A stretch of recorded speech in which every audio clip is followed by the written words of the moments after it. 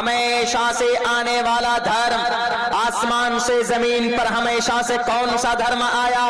اسلام آیا۔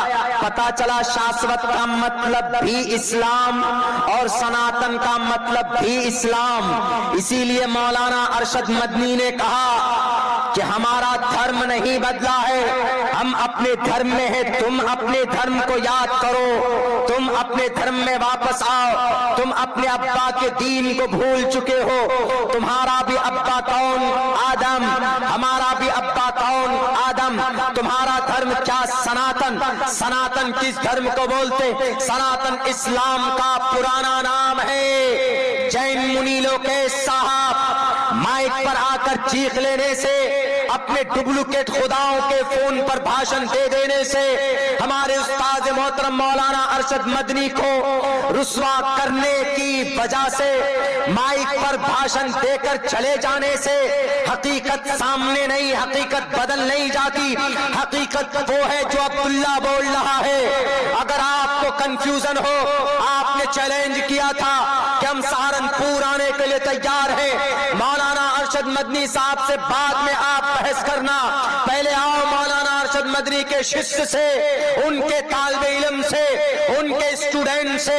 اگر آپ کو یقین نہ ہو کہ مولانا کی بات غلط ہے، مولانا نے جو کہا تھا کہ جس کو تم لوگ منو بولتے ہو اس کو ہم آدم بولتے ہیں، اس میں کوئی غلطی نہیں تھی۔ اگر آپ کو دلیل چاہیے جین منی لوکیش صاحب، اٹھاؤ اپنی بھوشیہ پران جس کے اندر لکھا ہوا ہے اوم اور حویوتی وشنو کے گیلی مٹی سے پیدا ہوئے، پردان نگر میں ایک کونے میں ان دونوں کو اوم سے مراد آدم ہے، اوم کو اور حویوتی کو ہم اما حوا بولتے ہیں۔ آپ کے بھوشیہ پران میں حویوتی لکھا ہوا، ہم آدم بولتے ہیں، آپ کے بھوشیہ پران میں اوم لکھا ہوا۔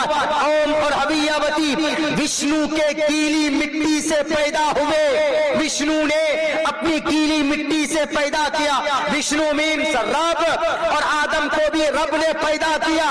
سیم میچ کرتا ہے۔ دیکھو جو میسج مولانا نے قرآن کے ذریعے سے بیان کیا ہے وہ میسج تمہاری کتاب میں بھوشیہ پران میں موجود ہے۔ اسی لیے منہ میں پٹی باندھ کر الٹی سیدھی بات کرنے سے بات حقیقت چھپ نہیں جاتی۔ اگر یقیناً تمہارا ضمیر زندہ ہے، تم اپنے نیتاؤں کو خوش نہیں کرنا چاہتے ہو، بلاؤ، بتاؤ تم کہاں بلاتے ہو، میں آؤں گا تمہاری دھرم گرنتھوں سے بات کروں گا، میں نہیں پڑھوں گا قرآن کو، میں بھوشیہ پران پڑھ کر بتاؤں گا، میں گرو قرآن پڑھ کر بتاؤں گا کہ زمین پر سب سے پرانی لینگویج اوم کی ہے اور حویوتی کی ہے۔ مریچ بھاشا کرتا تین بیت بات کے پران مکھا، آؤ ضمیر زندہ ہے تمہارا، یقیناً تمہارے پاس اگر نالج ہے تو آؤ نالج کی بنیاد پر بات کرنا۔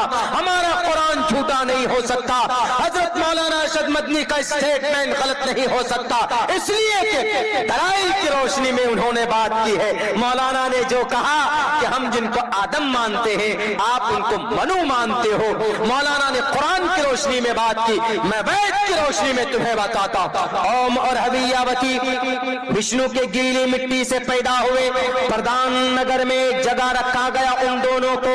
بھوشیہ پران کا یہ واقعہ بتا رہا ہوں، آدم اور حوا کو پیدا کرنے کا تذکرہ بھوشیہ پران میں۔ اوم اور حویوتی وشنو کے گیلی مٹی سے پیدا ہوئے، پردان نگر میں ان دونوں کو رکھا گیا۔ تبھی فوراً کلی، سانپ کلی کی شکل میں نمودار ہوتا ہے، یعنی شیطان راکشس سانپ کی شکل میں نمودار ہوتا ہے، اور اس کلی دوبارہ، اس سانپ دوبارہ، اس راکشس دوبارہ اوم اور حویوتی دونوں ٹھگ لیے جاتے ہیں، یعنی دونوں کو وہ دانا کھلا دیا جاتا ہے، اور تبھی وشنو غصے میں آتے ہیں۔ اس وشنو دوبارہ کلی دوبارہ ٹھگ لیے جانے کی وجہ سے، بے وقوف بنائے جانے کی وجہ سے، ایشور کہتا ہے اوم اور حویوتی کو کہ تم لوگ لمٹ کو کراس کر چکے ہو، تم کو منع کیا تھا، پردان نگر میں رکھا تھا، پردان نگر مطلب جنت میں رکھا تھا، سورگ میں رکھا تھا، وشنو مینس اللہ ہے، وشنو مینس رب ہے، رب نے رکھا تھا۔ اب تم لوگ ایک کام کرو، تم نے خلاف ورزی کی ہے، ایشور کے اپدیش کو نہیں مانا، اب تم لوگ پردان نگر سے دنیا میں جاؤ۔ پردان نگر سے ان دونوں کو دنیا میں بھیجا گیا۔ بتا بتائیے یہی واقعہ قرآن میں ہے کہ نہیں ہے؟ آدم کا اللہ تبارک و تعالی ویدوں میں کیا کہا؟ اوم اور ہویاوتی وشنو کے گیلی مٹی سے پیدا ہوئے، یعنی آدم کو اور حوا کو وشنو نے گیلی مٹی سے پیدا کیا، اور حضرت آدم کو اور اما حوا کو قرآن کی روشنی میں دیکھیں تو اللہ کہتا ہے خلقتنی من نار و خلقتہ من طین، خلقت بیدی، اپنے ہاتھوں سے میں نے پیدا کیا۔ اللہ کہتا ہے کن کو؟ آدم کی شکل کو اپنی ہاتھوں سے، اللہ کہتا ہے۔ اور وہاں کیا کہا گیا؟ وشنو کے گیلی مٹی سے، وشنو مینس رب العالمین، وشنو کے گیلی مٹی سے آدم حوا پیدا کیے گئے۔ یہاں قرآن کہتا ہے کہ اللہ صاف من صلصال کالفخار، مٹی گود کر اس کو جمع کر دی جاتی ہے، پھر کچھ دنوں بعد اس کا ڈھانچہ بنایا جاتا ہے، اس کے بعد پھر ڈھانچہ بنانے کے بعد سور پھونکتے ہیں، اس میں جان آ جاتی ہے۔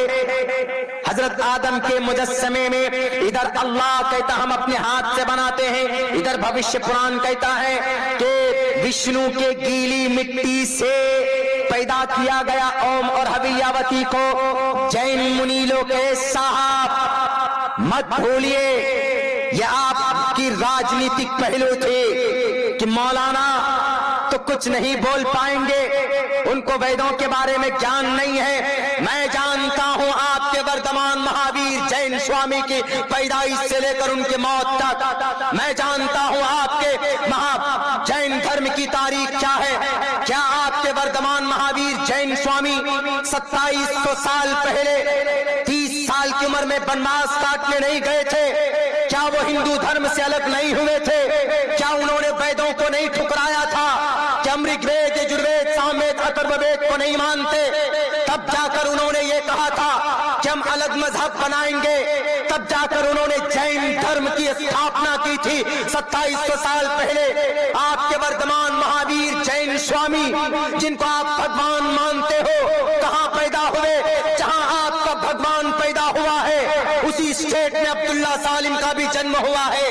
آپ کے وردمان مہاویر جین سوامی بہار کی دھرتی پر آئے، ویشالی کی سرزمین پر، میں بھی بہار کی دھرتی سیمانچل میں پیدا ہوا ہوں۔ میں بتاتا ہوں 30 سال کی عمر میں آپ کے وردمان مہاویر جین سوامی ہندو دھرم سے الگ ہوئے۔ کیوں؟ کیونکہ وید سمجھ میں نہیں آیا۔